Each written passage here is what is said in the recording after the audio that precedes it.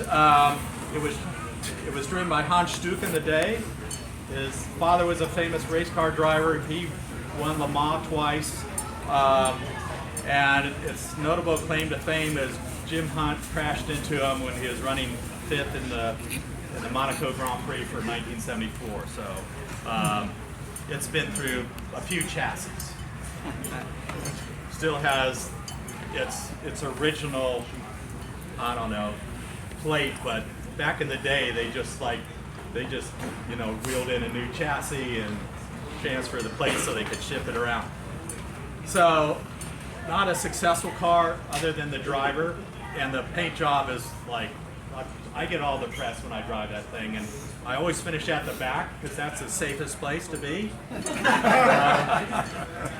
And then this was Bruce McLaren's championship car for 1967, and it has 2 wins, 2 seconds. He beat his teammate by a few points that season, Denny Holm. And then it was sold to a small outfit called Roger Penske.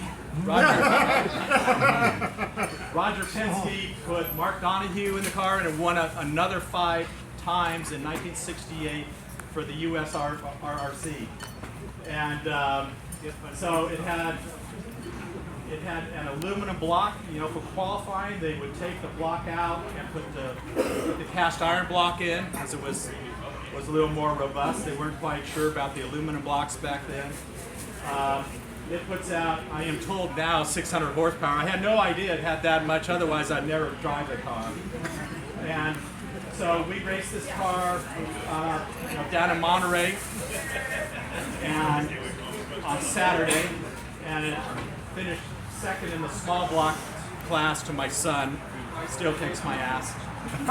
And on Sunday, we won its class at Pebble Beach, so it beat out all the other McLarens, the Le Mans, winning McLaren, Ayrton Senna's MP4 that had 5 wins, and the way I sold it, because you have to actually sell your car, just like I sell you car care products. You're all here because of that, right? Yep. Yeah. All right. Without this car, there would be no papaya, because it was the first papaya-colored car. There'd be no money for the Formula One teams, because back then, Can-Am was just throwing off all sorts of money for the winners, and they cleaned up literally every race except for the last race. They both had DNS. And the number 4. The number 4 still carries on today in F1. They still use papaya today in their cars. And that money gave, the money from this car and the successes that they had in Can-Am gave them enough money to develop the Formula One team.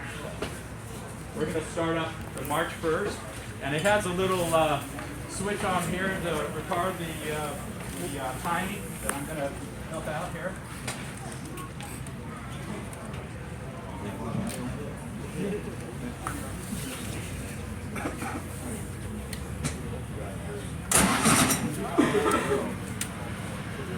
Note the leaf on the wheel, huh?